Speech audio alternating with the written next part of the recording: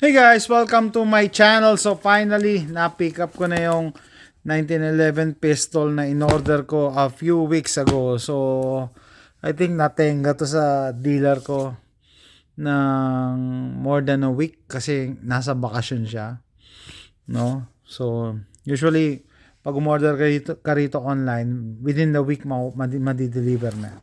But anyway, kahapon dapat pipick upin ko to. Merong event yung dealer ko, nagpapunta na ako eh. Nag-message siya na orientation daw na anak niya sa high school. Okay, sige, sabi ko bukas na lang. Umaga, sabi ko umaga. Tapos kanina naman umaga, dami kong ginawa. Nagluto ako, nagdala ako ng pagkain doon sa pinagtatrabaho ng miss ko. And then, hinihintay ako ng dealer ko. Sabi niya, sabi mo sa akin pagparating niya. Sabi ko, hindi ako pwede umaga. Hapon na lang. So, finally yan. To, na-pick up ko at 2:30 p.m. today, Tuesday. Yan ang logo, GeForce Arms. So, as always, pag ako bibili ng barel, okay lang sa akin pag cardboard box lang. Pero pagka ganito, mura na nga yung barel, tapos nakaganto pa na hard case, talagang sulit na sulit. Okay, so eto po siya. Without further ado, a few weeks ago, nagpa-poll ako sa FB page ko. Nabi ko, gusto kong bumili ng 1911, either 45 or 9mm.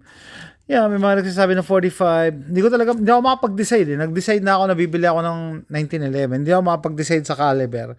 Kasi ito, available to sa 9mm at saka 45. Parehas lang ang presyo. Parehas na parehas din yung itsura. Kaya caliber na lang problema. And to make the long story short, I went with the 9mm. 9mm tayo. So ito, GeForce Arms Chronicle 1911 ang pangalan. Sabihin ko muna kung anong kasama. So may mga brushes siya, bore brush. Kompleto.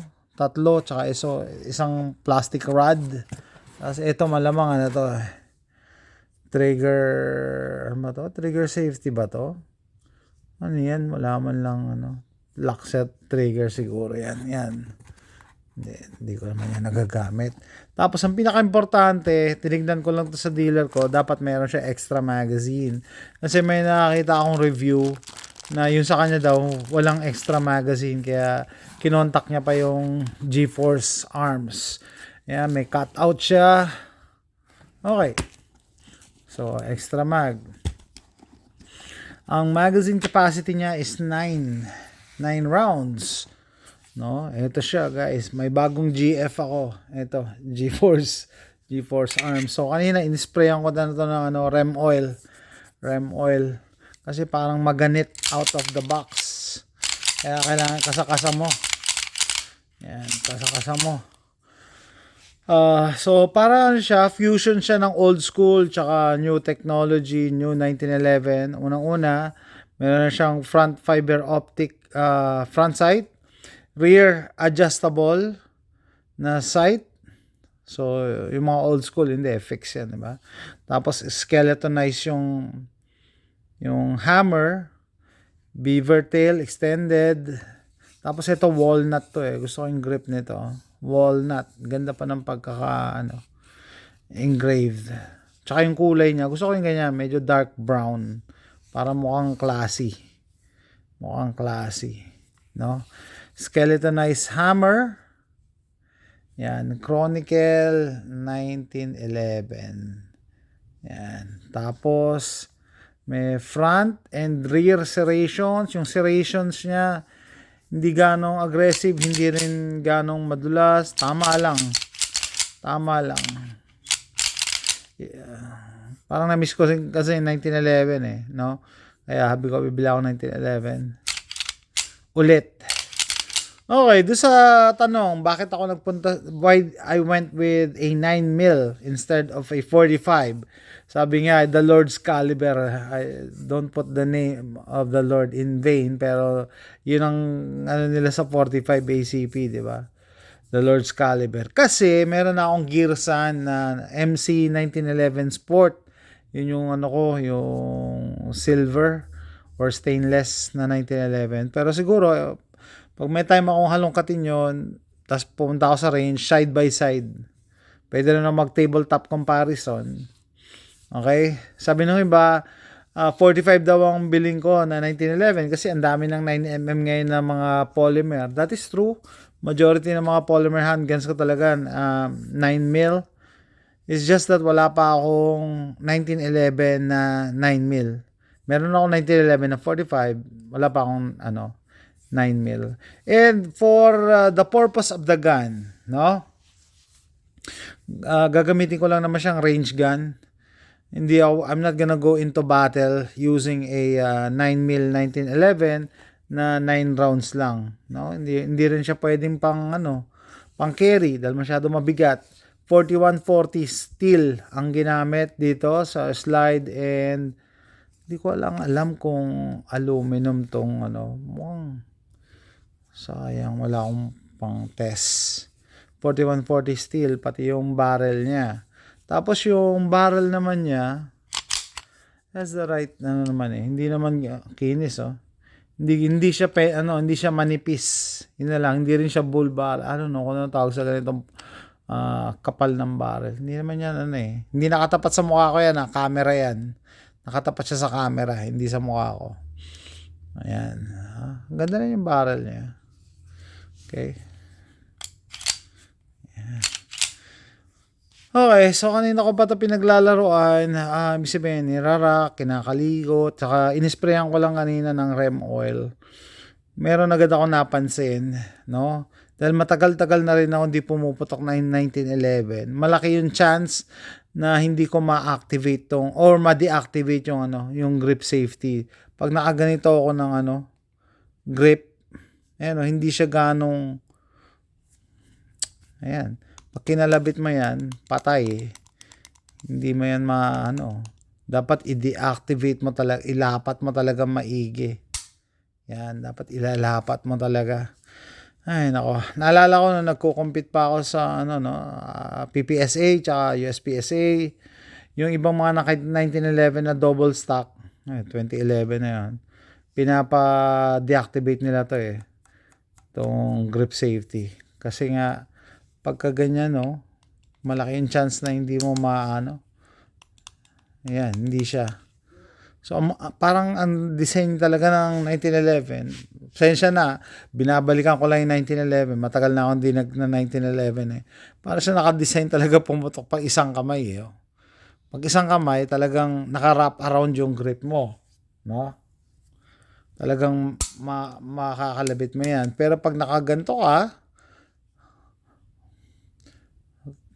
over the thumb, over the left hand, malaki yung chance na hindi mo hindi gano'ng nakalapat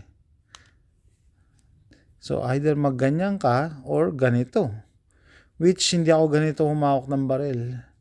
Pero pag ganito, walang problema, makakalabit mo yan, ma-activate, ma-deactivate mo. Hindi ako ganito, kaya mag-a-adjust ulit ako ng grip pagka gumamit ako ng 1911. Dapat naka-wrap around talaga sa grip. Tapos papatong ako dito siguro. Yan, ang pangit. Sanay ako sa ganito No?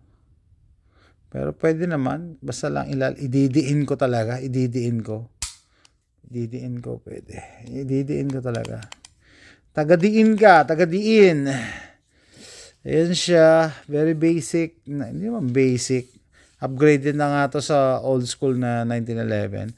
I really like the wood grips, left and right. I like the finish. Walang wala akong makitang machining or burst. Ibig sabihin, pulido pagkakagawa. And how it ejects the magazine, pakita ko din. Para makita nyo kung paano mag-eject, baliktarin nyo yung baril nyo, tapos yan, tumatalon talaga siya.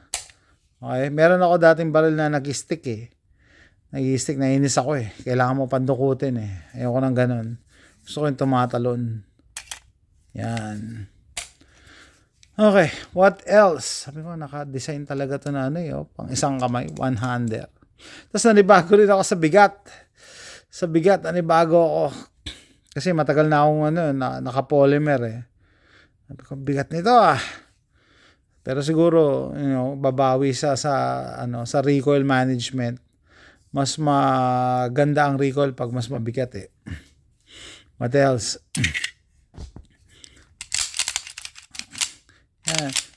Yan maganda sa 1911 yung action, no? Tapos ito, pansin ko, hindi ganong nagtitilt yung barrel. Hindi ko lang paano mapapakita kasi. Straight na straight pa rin siya, oh. Galing. Magaling. Tapos yun nga, no? Fit to finish. Fit and finish niya, maganda. Especially for the price. Hindi tayo pwede mag-mention ng price dito, pero mura lang. Ito na yata pinakamurang 1911. Kaya bumili ako kasi sabi ko, hindi na siguro bababa pa diyan. Ha? Hindi na bababa sa ganyang presyo. Kaya I need to grab it. Baka baka mamaya tumaas na. Wala na akong opportunity magkaroon ng 1911 na 9mm. 9mm, kita niyo yung side picture. Natin, pakita. Yun, side picture, oh. Yan, bago kong GF. Bagong GF. Kung talaga kung kayo, polymer pistol user kayo, maninibago talaga kayo. No? Kung kayo naman ay matagal na gumagamit ng 1911, parang halos parehas lang niya talaga yung yung 45 ACP na na version. Baka parehas din yung weight ba. Alam ko ganito rin ang mga weights, ang weight nung nung Gearsan ko na 1911. So, ayan siya. Wala siyang guide rod. Made in Turkey.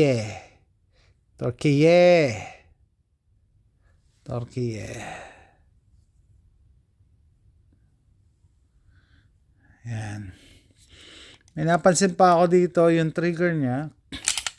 Siyempre, iba naman talaga trigger ng 1911.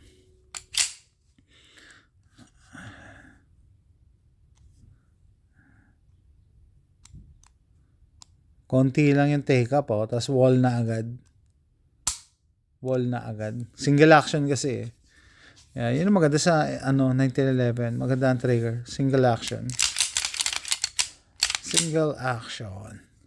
Kaya ba ng Pinky? Kilala niyo si Pinky? Kaya naman. Okay? So, yun nga, guys. Tawag dito. Range gun. Talaga, dedicated na range gun to. Hindi rin to pwedeng iwan sa, or sa kotse, or ang tawag doon, yung itatago mo kasi nga all metal mas maganda yung mga tinatago may polymer. All metal, kakalawangin ito. Dapat alaga sa oil.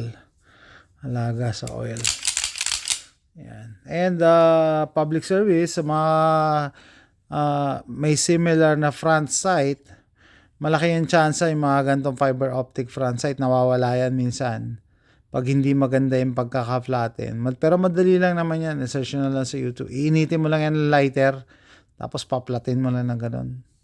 No, pero iba kasi pagkakakabit yung hindi maganda yung pagkakakabit. Yeah, so ganda initin nyo na yan. Or sa recoil, natatanggal yung fiber optic pag hindi maganda yung pagkaka-flat ng dulo-dulo. So, yan guys, yan. Anyway, let me know what you think. Pogi ba? Pogi. GeForce Arms from Turkiev. Chronicle 1911 in 9mm. No? Magagalit sa akin yung mga 1911 purists. Pati si Doc Lawrence, alala ko, bumili siya ng maraming bala ng 45. Sa akin nga kasi meron na akong isa pang 45 So, siguro, next time, maganda, isushoot ko to side-by-side comparison.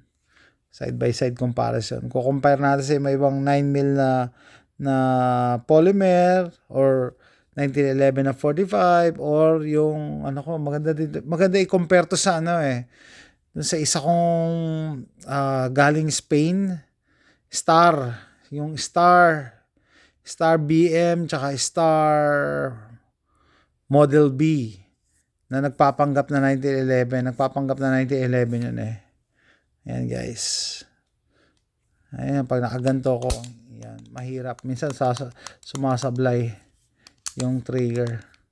Dapat talaga naka-fully depress.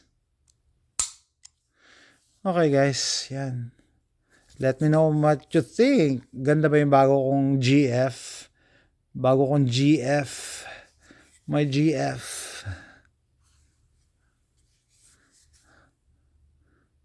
Bye.